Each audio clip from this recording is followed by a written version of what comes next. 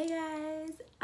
So a little while ago on Instagram, I spoke about how I've been organizing my schedule around the moon phases. Um, yeah, so maybe this is kind of a little woo-woo, but it's kind of really not actually, because if you think about it, the moon has so much influence over all the water that is on our planet, like the oceans, the tides. ER rooms report more people coming in on a full moon than at any other time of the month. And it's kind of where the term like lunatic came from because it had to do with the moon. So I think we're a whole lot more influenced by the moon than we think that we are because we're 70% water or whatever that statistic is. So yeah, if you'll bear with me and hear me out, I will explain why this is relevant to you and your productivity. So the way the moon cycle works is it changes every month, but it starts with like the new moon cycle, and that's when like you can't really see the moon or it's like a little tiny sliver.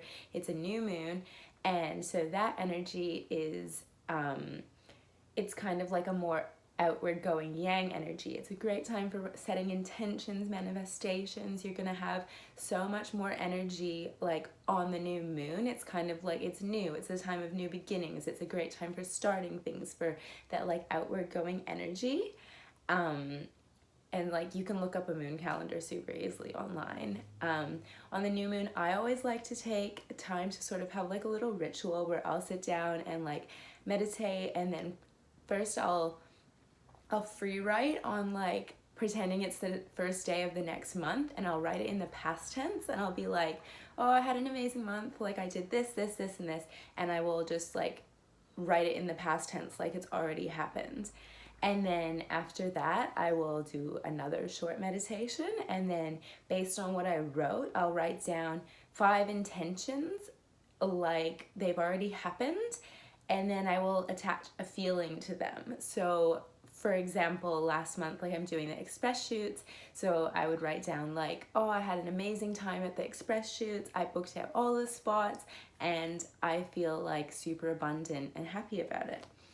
And so you kind of pick like 5 main ones that you want to work on for the month.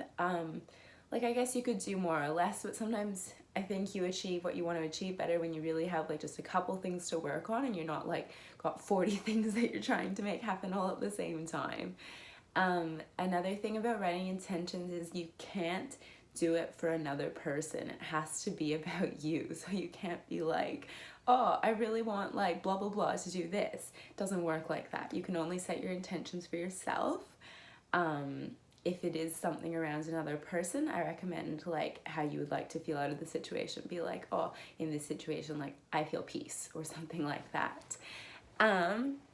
So that's what I do like on the new moon. You can kind of do that like the day before, the day of, or the day after is kind of the best time to do that energy. And I think it's so important just in like business or anything to be always writing down like what's your vision, what are your goals, what are you working towards. You need to know where you're going if you're going to get there. So yeah, I think this is super important, just to reiterate to yourself. And sometimes like intentions stay on there for like multiple months, and sometimes they're there and then they just manifest like the next day. Like anything is possible. So the first 2 weeks after the new moon are like in like the whole concept of yin and yang, which is sort of like that duality of like masculine, feminine energy, like outward going inward, like quite active, more receptive, like yeah, you get the idea. But basically, so the first 2 weeks after that new moon is when I am like going full speed ahead with everything. Like you've got more energy.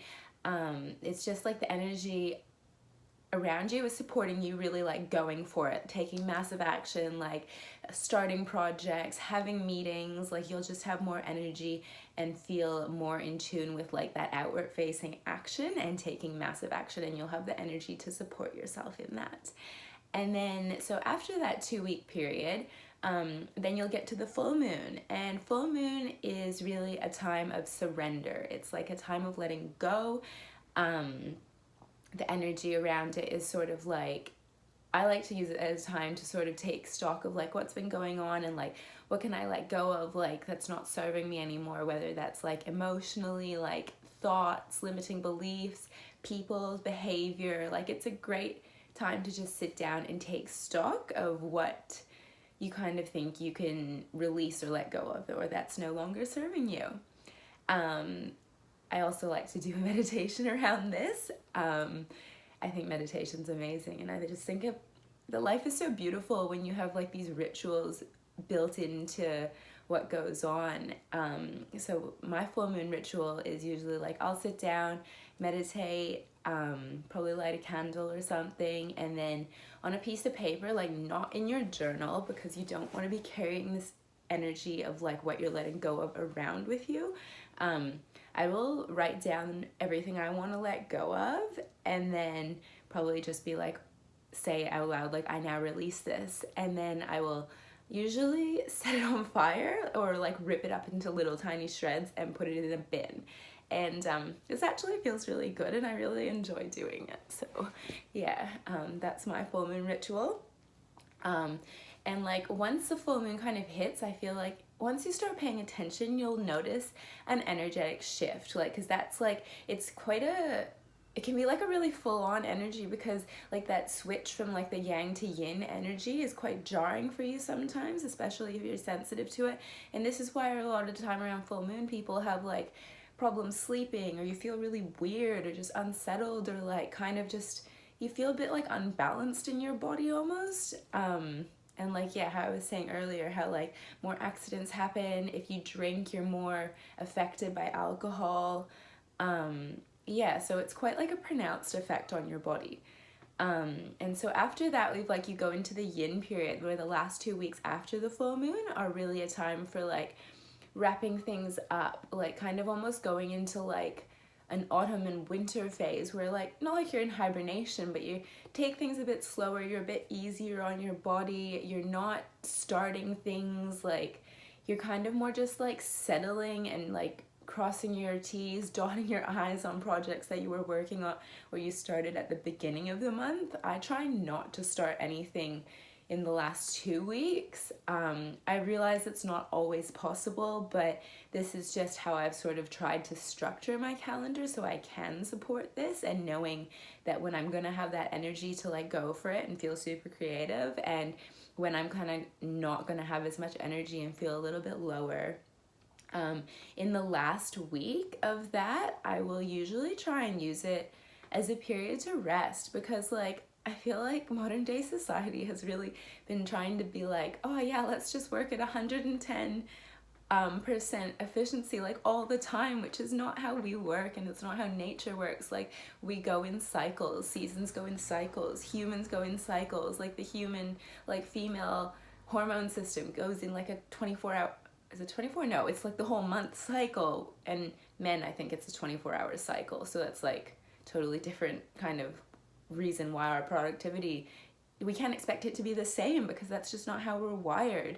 And it's not about trying to make excuses, it's just about trying to support yourself into knowing that these are the ways that your body is gonna support you through that time. So just taking advantage of it and making the most of it, and just knowing that like active rest is just as important as like going for it and going all out and working hard. Like, I feel like this is not spoken about or prioritized enough. Like, being busy is so glamorized, when it's really like, you do your best work when you are working from a place of rest. And like, this isn't lazy, this is just smart and backed up by biology. So I really recommend, like, if possible, even just taking like a day extra, or like just trying to really give yourself space to have that time of rest in like the last week of the month. It really makes all the difference. And like, nobody does their best work if they're trying to work like 110% all the time. It just doesn't work. I do realize it's like, because I work for myself, like I can implement this a whole lot better in my calendar, because I'm sort of picking when things are going to be happening, or when I'm trying to focus my energy on certain things.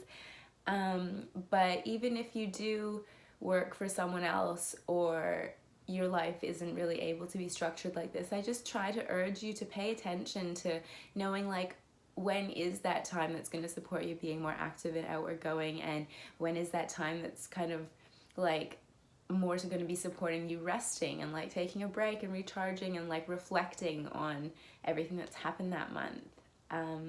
Yeah, so hopefully, oh, I'm trying not to say the word hope anymore. So I pray that this really helps you and just gives you, like just brings you back to tuning into more to the cycles of nature in your body and allowing yourself to be forgiving with yourself for not being able to give 120% all the time, and allows you a space to rest and recharge and really go for it when you're working on things. Have an amazing day. See you later.